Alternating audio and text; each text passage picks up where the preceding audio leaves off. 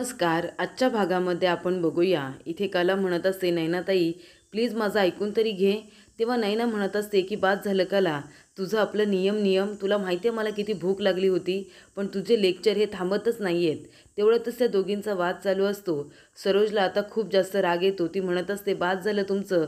काय चाललं आहे तुमच्या दोघींचं? तुमचं भांडण थांबतच नाही आहे. 2 दिवस नाही झालेत लग्नाला, तर घराची मंडळी करून टाकली आहे. काय गं तुम्ही दोघीजणी? हे काही तुमचं घर नाही आहे. एकमेकींजवळ काय जोरात जोरात बोलता, एकमेकींबरोबर भांडता. हे आमचं चांदेकरांचं घर आहे. इथे असं काही चालत नाही. म्हणून मी या लग्नाच्या विरोधात होते. कळलं तुम्हाला? तुम्ही दोघीजणी चांदेकरांची सून होण्याच्या लायकीच्या नाही आहेत. कळलं का? आज तुमच्यामुळे आबा न नाश्ता करता इथून निघून गेलेले आहेत." तेव्हा इथे नैना आता काहीच बोलत नाही. ती सरळ प्लेटमध्ये स्वतःला पोहे घेते आणि तिथून निघून जाते. तर इथे संगी म्हणत असते, की "हे बघ आजू, तुझी पाण्याची बाटली, डबा सगळं काही मी दिलेलं आहे. तुला फक्त व्यवस्थित आता तुझा पेपर लिहायचा आहे." तेव्हा इथे काजू आपल्या अभ्यासाकडे लक्ष देत असते. तेव्हा इथे काजू म्हणते, की "तुम्ही अजिबात खरे बाई काही काळजी करू नका. आता तुमची मुलगी पहिला नंबर काढते की नाही बघाच तुम्ही." तेव्हा संगी म्हणते, "पहिला नंबर म्हणजे पास तर होशील ना?" तेव्हा इथे काजू म्हणते, "अगं खरे बाई, पहिला नंबर म्हणजे आता मी पासच होणार आहे ना." तेव्हा इथे संगी म्हणते, "बरं ठीक आहे, मी बाबांना आवाज देते. तू आता लवकरात लवकर जा बरं, नाहीतर एक्झामला जायला उशीर होईल." तेवढ्यातच तिथे सोहम आलेला असतो. तो म्हणतो, "येऊ का मी आतमध्ये?" तेव्हा इथे काजू म्हणत असते, "अरे मित्रा, ये ये. आलास का तू?" तेव्हा इथे सोहम म्हणतो, "हो, आज मी म्हणालो की तुझ्या आईवडिलांना जरा ऑल द बेस्ट करायचं. त्यांचा पेपर आहे ना." तेव्हा काजू म्हणते, "ठीक आहे, तू त्यांना ऑल द बेस्ट कर. मी चालले माझ्या इतिहासाचा पेपर लिहायला." तेव्हा इथे सोहम म्हणत असतो, "ती मी माझी बाई घेऊन आलो होतो सर्व्हिसिंगसाठी. तू म्हणाली होतीस ना तुझं मित्र आहे म्हणून त्याचं गॅरेज आहे." तेव्हा काजू म्हणते, "माझा मित्र आहे ना पक्या. अरे तू कशाला आलास घ्यायला? त्याला जर फोन केला असता ना तो स्वतःहून तुझी बाईक घेऊन गेला असता. बरं काही हरकत नाही. तू जर आता आलेस ना, तर मी सुद्धा तुझ्याबरोबरच येते." तेव्हा इथे आता काजू मित्रा म्हणत असते. तेव्हा संगी म्हणत असते, "काजू, अगं मित्रा मित्रा काय करतेस? ते तुझ्या नैना दिदीचे आणि कलाचे दीर आहेत. त्यांना व्यवस्थित बोलायचं, आहोजावो बोलायचं." तेव्हा इथे काजू म्हणत असते, "लवकर चल मित्रा, लवकर चल, नाहीतरी लेक्चर देत बसेल." तेव्हा संगी विचारत असते, की "सोहमराव, घरी सगळं ठीक आहे ना? म्हणजे आमची नैनी, कला सगळं काही ठीक आहे ना?"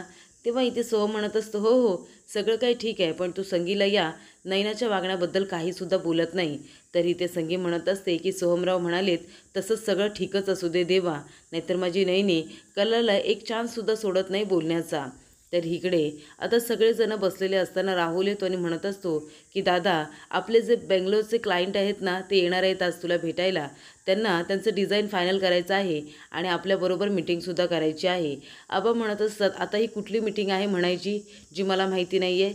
तेव्हा श्रीकाका म्हणत असतात, की "त्या क्लायंटला काहीतरी एक्सपेन्शन करायचं आहे. मागच्या वेळेला ते आपल्याबरोबर जेव्हा मीटिंग करायला आले होते, तेव्हा त्यांना आपलं डिझाईन आवडलं नव्हतं, पण ह्या वेळेला ते आता फायनल करायलाच येणार आहेत." तेव्हा अद्वैत म्हणत असतो, की "मागच्या वेळेला त्यांना आपली डिझाईन आवडले नव्हते, पण ह्या वेळेला मी डिझाईन तयार करून ठेवलेत. पण ते पुढच्या वीकमध्ये येणार होते. ते आताच काय येत आहेत मला कळत नाही आहे. पण त्यांच्याबरोबर आता मी मीटिंग करतोय."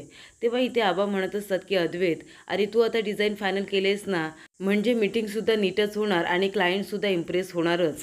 तेव्हा इथे अद्वैत म्हणत असतो, "आबा तुम्हीसुद्धा येत आहे का आमच्याबरोबर मीटिंगला? म्हणजे त्या क्लायंटबरोबर मी तुमची ओळखसुद्धा करून देईन आणि तुम्हालासुद्धा काही गोष्टी समजतील आणि तुम्ही सांगालसुद्धा." तेव्हा इथे आबा म्हणत असतात, की "नको अद्वैत, माझा तुझ्यावरती पूर्ण विश्वास आहे. तू ही मीटिंग व्यवस्थित करशील. अरे तुमच्या वेळेला आता काल बदलला आहे. आमच्या वेळेला मी घरात असायचो आणि आम्ही चर्चा करायचो, पण आता मीटिंग वगैरे होतात. तू तुझ्या मीटिंगकडे लक्ष दे आणि तसंही मला बरं वाटत नाही आहे. मी थोडा माझ्या रूममध्ये जाऊन आराम करतो." तेव्हा तिथे कलाई त्याने म्हणते, "आबा मी तुमच्यासाठी लिंबू सरबत आणू का? उन्हाळा वाढला आहे ना, तुम्हाला त्रास होत असेल." तेव्हा इथे आबा म्हणतात, "नाही नको, मी माझ्या रूममध्ये जातो आणि थोडा आराम करतो." तेव्हा कला म्हणते, "डॉक्टरांना बोलू का?" तेव्हा आबा म्हणतात, "नाही नको." तेव्हा कला म्हणते, "चला मी तुमच्याबरोबर येते." तेव्हा कला आता आबांना तिथून घेऊन जाते. तेव्हा इथे राहुल विचारत असतो, की "दादा तू कधी निघणार आहेस फेरीवरती?" तेव्हा इथे अद्वैत म्हणतो, "मी आता थोड्या वेळात निघणारच आहे." तेव्हा राहुल म्हणतो, "ठीक आहे, मी सुद्धा येईन तुझ्याबरोबर." तेव्हा इथे आता राहुल कामामध्ये जास्त रस घेत असतो. तर इकडे सोहम आता आपली गाडी सुरू करत असताना काजू म्हणत असते, "मित्रा खरं खरं सांग, तू आतमध्ये काय बोललास रे? घरी खरोखर सगळं ठीक आहे ना, की काहीतरी वाद झालाय? सांग बरं. तुझ्या बोलण्यावरून मला कळतंय, मी काही तुला आज ओळखत नाही ना." तेव्हा सोहम म्हणत असतो, "बरं ठीक आहे, मी तुला सांगतो सगळं, पण तू घरामध्ये काही सांगणार नाही आहेस." तेव्हा काजू म्हणते, की "म्हणजे घरी काहीतरी नक्कीच प्रॉब्लेम झालाय ना, आमच्या नयनाताईने काहीतरी नक्कीच केलंय. तेव्हा सोहम म्हणतो, तेच मला सांगायचं आहे. नैना वहिनी आहे ना जरा विचित्रच वागते. म्हणजे ती मुद्दामून आहे ना कैला वहिनी बरोबर आहे ना भांडण उकरून काढते आणि उगाचच तिला बोलत असते. तिच्यामुळे सगळेजण कला वहिनीला सुद्धा रागवतात. तेव्हा इथे काजू म्हणत असते, ही नैनाताई आहे ना, हिला तर मी सोडणार नाही. अरे ती इथे होती ना तेव्हासुद्धा कलाताईला आणि मला वाटेल तसं बोलायची, माझ्याबरोबर भांडायची. तेव्हा सोहम म्हणतो, हे बघ तू आता चिडचिड करू नकोस. तुला तुझ्या हिस्ट्रीचा पेपर लिहायचा आहे ना, तेव्हा आता तू तुझा हा सगळा राग आहे ना तिथे काढ आणि धाड उत्तरं लिही. नंतर मी तुझ्यासाठी या अंगणामध्ये आहे ना कुस्तीचा आखाडा लावेन, मग तुला ज्याला धुवायचं त्याला धु. तेव्हा काजू म्हणते, मी त्या नैनाताईलाच धुणार आहे. तेव्हा इथे आता सोहम आणि काजू दोघंजणं बोलत असतात आणि मग तो तिला एक्झामसाठी घेऊन जातो. तर इथे कला म्हणत असते, आबा तुमचा BP लो झाला आहे, तुम्ही गोळीसुद्धा घेतलेली नाही आहे, गोळी घ्या बरं. तेव्हा रजनी तिथे येते आणि म्हणत असते की काय झालं गं कला. तेव्हा कला म्हणते की आबांचं BP लो झालं आहे, हे सगळं माझ्यामुळे होतं असं वाटतंय मला, म्हणूनच आबाने टेन्शन घेतलं आहे, त्याने नाश्तासुद्धा केला नाही. तेव्हा रजनी म्हणते, असं काही नाही आहे अगं, तुझ्यामुळे कशाला होईल, उन्हाळा वाढला आहे ना आणि ह्यावेळीचा उन्हाळा माहिती आहे तुला, त्याच्यामुळे आबांना त्रास होतो उन्हाचा. तेव्हा आबा म्हणत असतात, आणि कला या सगळ्यामध्ये तुझी काहीच चुकी नाही आहे, मी तुझ्यावरती कशाला रागू, फक्त तू धाकट्या सुनबाईंना तुझ्या परीने समजावण्याचा प्रयत्न कर. तेव्हा इथे रजनी म्हणत असते की आबा तुम्ही एक काम करा, आता तुम्ही आराम करा, जेवण झालं की तुम्हाला जेवायला मी बोलवते. तेव्हा आबा म्हणतात ठीक आहे. तर इकडे कला म्हणत असते की आबांना त्रास होतो या गोष्टींचा, म्हणजे नैनाताईचं वागणं पटत नाही आहे ना, म्हणूनच. पण आता मी डॉक्टरांना बोलावते, अद्वैतला बोलायला हवं की डॉक्टरांचा नंबर दे म्हणून. किंवा इथे कला येते आणि म्हणते की अद्वैत जरा थांबतोस का, मला तुझ्याशी महत्त्वाचं बोलायचं आहे. तेव्हा सरोज म्हणत असते, चल अद्वैत थांबू नकोस. आणि ती म्हणते, काय गं तुला कळत नाही का, आम्हीसुद्धा महत्त्वाच्या कामासाठीच बाहेर जातो आहे. तेव्हा कला म्हणते, मला माहिती आहे, फक्त माझं 2 मिनिटाचं काम आहे. तेव्हा सरोज म्हणत असते, तू आहे ना तुझी ही थेरं थांबव, तुझं काय चाललं आहे ते मला बरोबर माहिती आहे. बाहेर जाताना असं कोणाला थांबवायचं नसतं, साधी गोष्ट कळत नाही का तुला, आणि तू माझ्या मुलाच्या मागे पुढे करण्याचा जो प्रयत्न करतेस ना ते सुद्धा मला कळते. तू जरा एक काम कर, तोंडावर पडायच्या आधी तुझी या घरातली आणि माझ्या मुलाच्या आयुष्यातली जागा काय आहे ना, पायरी काय आहे ती जरा ओळखून राखवलं तुला, हे तुझ्या चांगल्यासाठी असेल. तेव्हा इथे कला म्हणत असते, तुमचा काहीतरी गैरसमज झाला आहे, मला फक्त एवढंच म्हणायचं होतं की आबांचं BP लो झालं आहे, त्यांना डॉक्टरांची गरज आहे, त्यांचं मंथली चेकअपसुद्धा राहिलं आहे.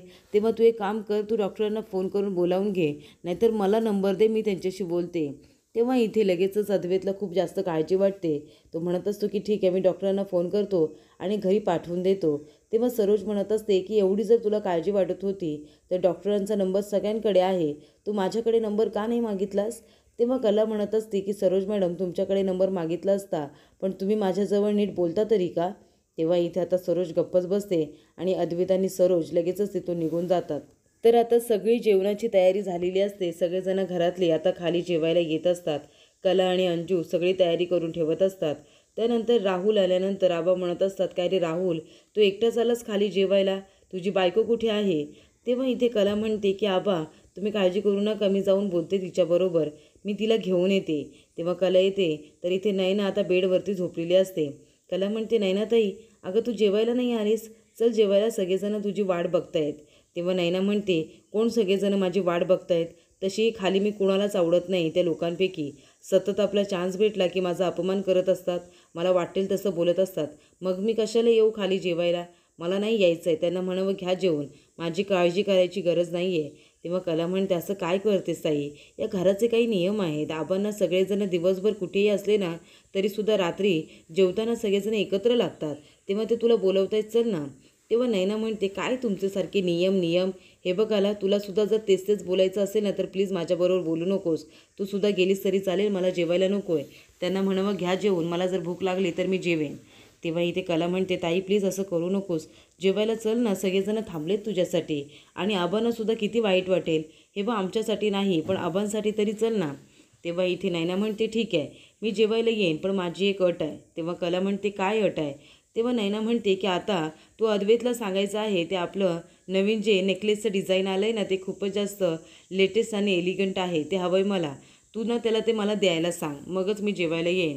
तेव्हा कला म्हणते, नैनाताई मी असं कसं मागू त्याच्याकडे.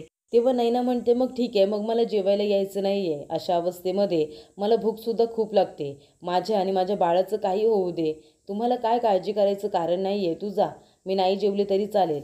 तेव्हा कला म्हणते, बरं ठीक आहे ताई, तू चल, मी अद्वैत बरोबर बोलते, पण तू जेवायला चल. तेव्हा नयना लगेचच आता उभी राहते आणि जेवायला जाते. आधी तिने हे सगळं नाटक केलेलं असतं. तर इथे कला आता खूप जास्त टेन्शनमध्ये आलेली असते की या सगळ्याबद्दल ती आता अद्वैतबरोबर कसं काय बोलणार आहे. तर पुढील भागामध्ये आपण बघूया, इथे कला झोपलेली असते तेव्हा तिला उंदराचा आवाज येत असतो. ते आजूबाजूला बघते आणि म्हणते, अरे बापरे, उंदीर आहे वाटतं. आणि ती ओरडतच आता बाहेर येते. तेव्हा इकडे आता घरातले सगळेजण जमा झालेले असतात. अद्वैत म्हणतो, काय झालं गं तुला ओरडायला? तेव्हा इथे कला म्हणते, माझ्या रूममध्ये उंदीर आहे, उंदीर. तेव्हा अद्वैत म्हणतो, काय बोलतेस तू, इम्पॉसिबल, घरामध्ये उंदीर येणारच नाही. तेव्हा कला म्हणते की चांदेकर, तुझा जर विश्वास बसत नसेल ना तर जा माझ्या रूममध्ये आणि चेक कर हवं तर. तेव्हा अद्वैत म्हणतो, ठीक आहे, मी चेक करतो. तेव्हा तो रूममध्ये येतो आणि म्हणतो, कुठे आहे उंदीर, आहे का इथे उंदीर? आणि तो जात असताना त्याच्या पायाच्या बाजूने उंदीर जातो. तेव्हा अद्वैत आता ओरडतच बाहेर येतो आणि म्हणतो, आहे आहे, उंदीर आहे. तेव्हा इथे घरातल्या सगळ्यांना आता कलाच्या बोलण्यावरती विश्वास बसतो.